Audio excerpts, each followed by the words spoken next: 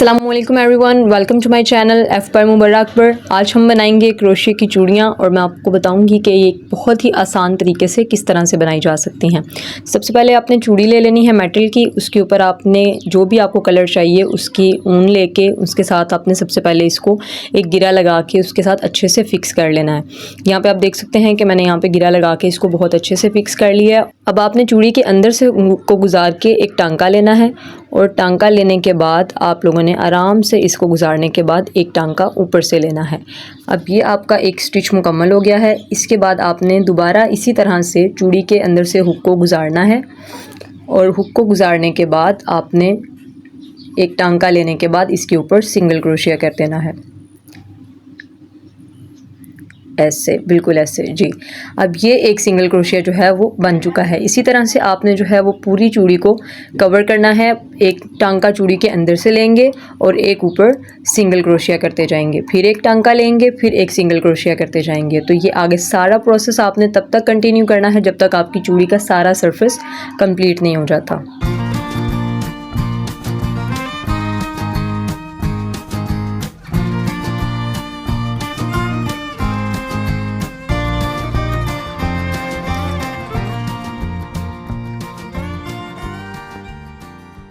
यहाँ पे आप देख सकते हैं कि मैंने सारा सरफेस जो है वो कवर कर लिया है। यहाँ पे अब आपने इसको साथ जोड़ना है क्योंकि इसके अंदर काफ़ी ज़्यादा गैप है, जिसकी वजह से ये ऐसे लग तो रहा है कि ये कंप्लीट हो चुका है, लेकिन एक्चुअली ये अभी तक कंप्लीट नहीं हुआ। तो इसको आपने साथ साथ जोड़ने हैं सारे स्टिचेस, ताकि इसमें जितना भी गैप है वो आपको पता चल जाए और आप उसको ईज़िली कवर कर सकें। सो ये जो बाकी का गैप रह गया है आप इसको भी अच्छे से कवर कर लेंगे।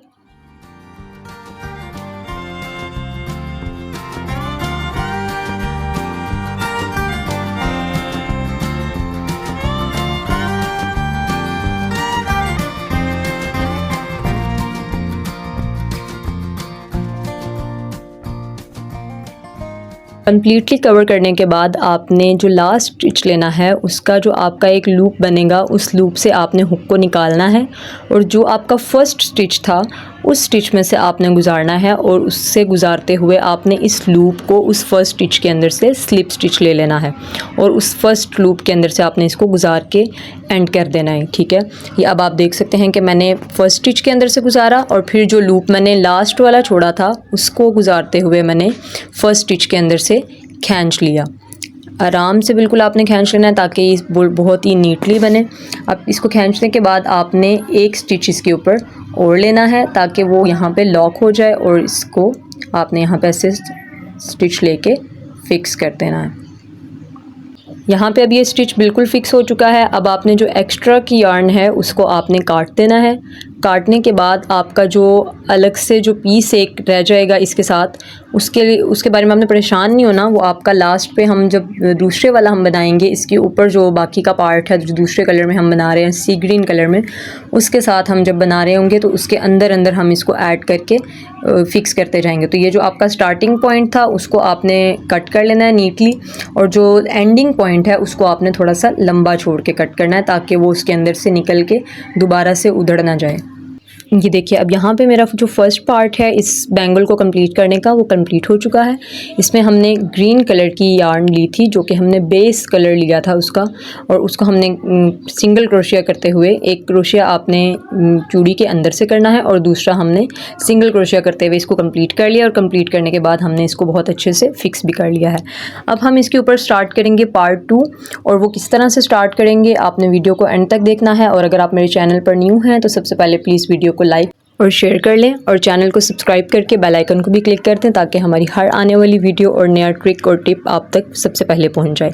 अब यहाँ पे फ्लावर्स ऊपर बनाने के लिए आपको जोन सा भी कलर रिक्वायर्ड है आप वो अपनी मर्ज़ी का कलर ले सकते हैं। आपने फर्स्ट लूप जो आपने ग्रीन कलर का बनाया था उसके अंदर से एक टांका गुजारते हुए आपने इसके ऊपर गिरा लगा लेनी है ताकि ये अच्छे से फिक्स हो जाए और बाकी की चूड़ी बनाने में आपको कोई भी प्रॉब्लम ना हो। आप क्रोशिया की मदद से भी इस पर गिरा लगा सकते हैं और आप सिंपली जैसे गिरा लगाई जाती है उस तरह से भी आप लगा सकते हैं।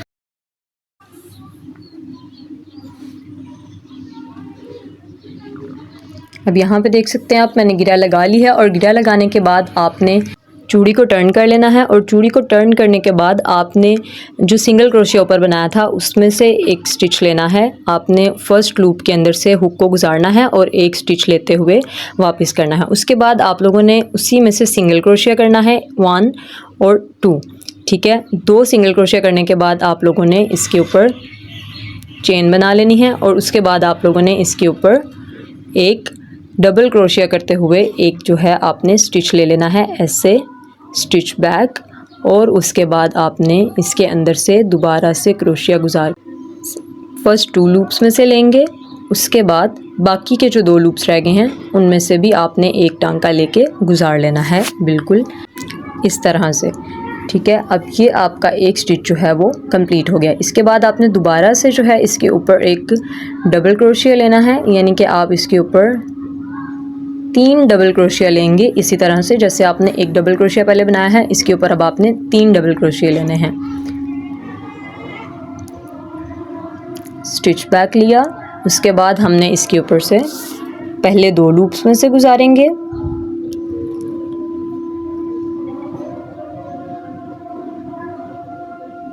और फिर यहाँ से बाकी के जो 2 लूप्स रह गए हैं उनमें से भी हम इसको गुजार लेंगे। इसी तरह से आप लोगों ने 3 डबल क्रोशिया जो हैं वो कंप्लीट करने हैं। सेम स्टिच लेते हुए 3 दफ़ा डबल क्रोशिया करना है।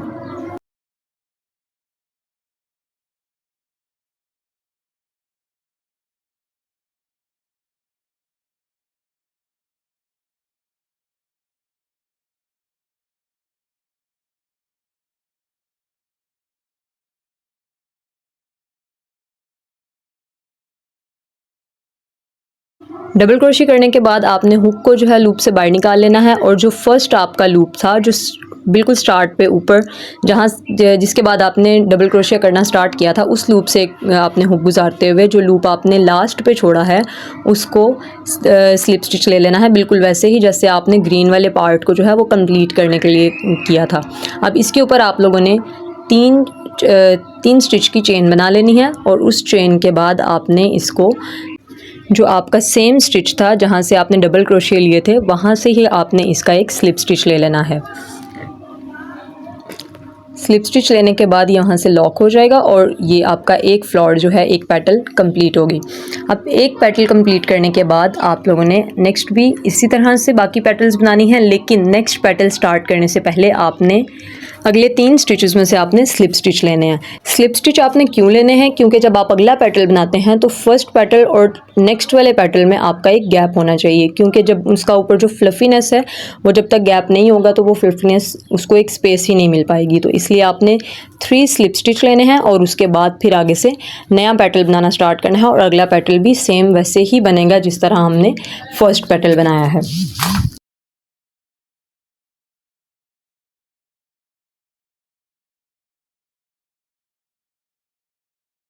स्लिप स्टिच कंप्लीट करने के बाद यहाँ पे अब हमने 3 चेन्स लूप बनाना है और 3 चेन्स लेने के बाद आपने इसको बिल्कुल पहले की तरह डबल क्रोशिया लेते हुए आपने 4 डबल क्रोशिया सेम स्टिच में से ऐड करने हैं।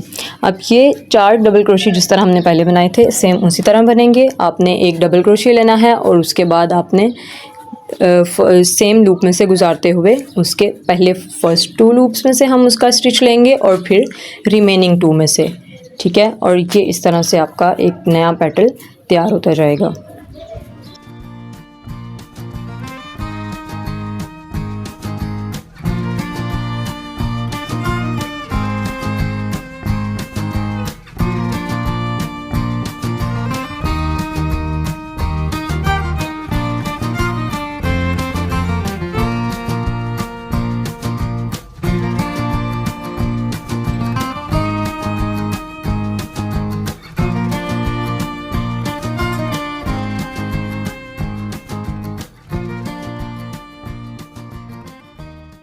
यहाँ पे फिर से आपने लूप को जो है वो फ्रीली छोड़ देना है और फर्स्ट लूप में से आपने क्रोशिया हुक को गुजारते हुए जो लास्ट लूप आपने छोड़ा था उसको यहाँ से स्लिप स्टिच ले लेना है।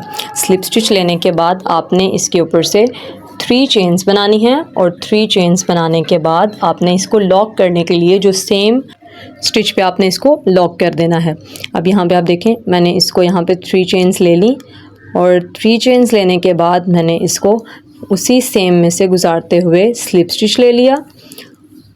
इसको गुजारेंगे और यहाँ से स्लिप स्टिच लेते हुए इसी स्टिच को हमने आगे गुजार लेना है, एक नया स्टिच नहीं लेना।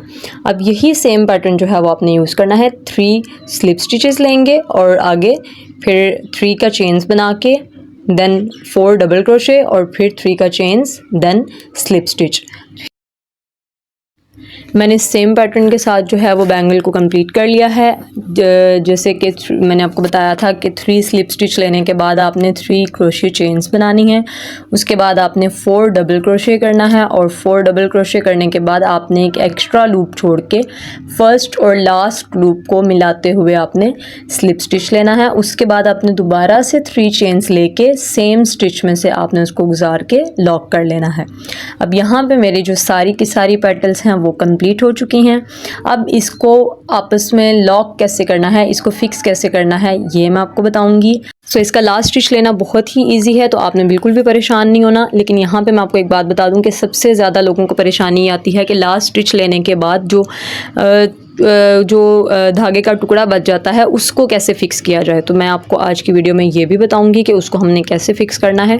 तो आपने यहाँ पे जो भी आपका जो लास्ट आपका पेटल था उसको कंप्लीट करने के बाद जो थोड़ा सा पोर्शन आपका रह गया है, जैसे कि मेरी आप वीडियो में देख सकते हैं कि यहाँ पे थोड़ा सा पोर्शन 1-2 स्टिच का रह गया था, तो वहाँ पे भी आपने उसमें स्लिप स्टिच ले लेने हैं। स्लिप स्टिच लेने के बाद जब वो कंप्लीट हो जाएगा तो उसके बाद आपने इसको लॉक करने के लिए क्या करना है कि आपने इस पर एक स्टिच लेना है जो कि आपने बैंगल को टर्न करने के बाद लेना है। अब मैंने बैंगल को यहाँ पे टर्न कर लिया और यहाँ पे आपने फर्स्ट स्टिच जो लिया था ब्लू कलर में और ग्रीन में, जो आपने जहाँ से आपने क्रोशे करना स्टार्ट किया था, उसमें से आपने इसका जो लूप आपने एक्स्ट्रा छोड़ा है इसको यहाँ से गुजार लेना है ताकि ये यहाँ पे फिक्स हो जाए।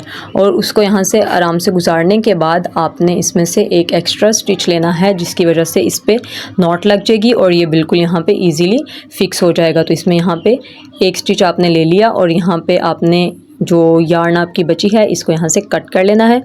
कट करने के बाद आपने जो एक्स्ट्रा का पोर्शन है इसको कहाँ पे फिक्स करना है, उसके लिए आपने क्या करना है कि जो एक नीडल होती है बड़े साइज़ की, आपने वो सुई ले लेनी है और उस सुई को पहले आपने चूड़ी के जो यार्न है उसके अंदर गुजारना है। अगर आप पहले उसमें धागा डाल लेंगे और बाद में इसको गुजारेंगे तो एक्चुअली सुई का जो साइज़ है वो काफ़ी बड़ा होता है, तो जिसकी वजह से वो धागा बार बार निकल सकता है। तो अगर आपने धागा ज़्यादा एक्स्ट्रा काटा है तो फिर तो आप उसको ट्राई कर सकते हैं, लेकिन जब आपने धागा छोटा काटा है तो फिर आप इस तरह से करें कि पहले जो है वो जहाँ पे भी आपने उसको फिक्स करना है वहाँ से पहले सुई को गुजार लें, उसके बाद आप सुई में धागा डालें और धागा डालने के बाद सुई को आपने आराम से आगे को खींच लेना है। जिससे क्या होगा कि जहाँ जहाँ पे भी आपने सुई को गुजारा होगा वहाँ पे ही वो ईजीली वो धागा जाके फिक्स हो जाएगा। धागे को ऑलरेडी गिरा लगी हुई है, अगर तो धागा खींचने के बाद वो धागा अंदर से उसके कॉर्नर्स निकल आते हैं तो आपने उसके बारे में बिल्कुल भी परेशान नहीं होना, क्योंकि उसको एक नॉट लगी हुई है तो वो बिल्कुल फिक्स रहेगा। बाकी का जो धागा है वो आपने काट देना है। और यहाँ पे अब आप देख सकते हैं कि चूड़ियाँ जो हैं वो बिल्कुल तैयार हो चुकी हैं। इसी तरह सेम पैटर्न से मैंने दूसरी भी बैंगल जो है वो रेडी कर ली थी। और जो सेंटर में पहनने के लिए बैंगल्स हैं उसके लिए आप ट्राई कर सकते हैं कि आप आजकल मार्केट में वेलवेट बैंगल्स बहुत ईजीली मिल जाती हैं, आप वो भी ले सकते हैं। और बाकी आप ऊन को ऊपर चूड़ियों पर लपेट के उस तरह से भी घर पर ही ईजिली बैंगल्स बना सकते हैं। सो करती हूँ आपको वीडियो बहुत पसंद आई होगी। आगे आप चूड़ियों की फाइनल लुक भी देख सकेंगे और वीडियो को लाइक करना और कमेंट में अपना रिव्यू देना मत भूलिएगा।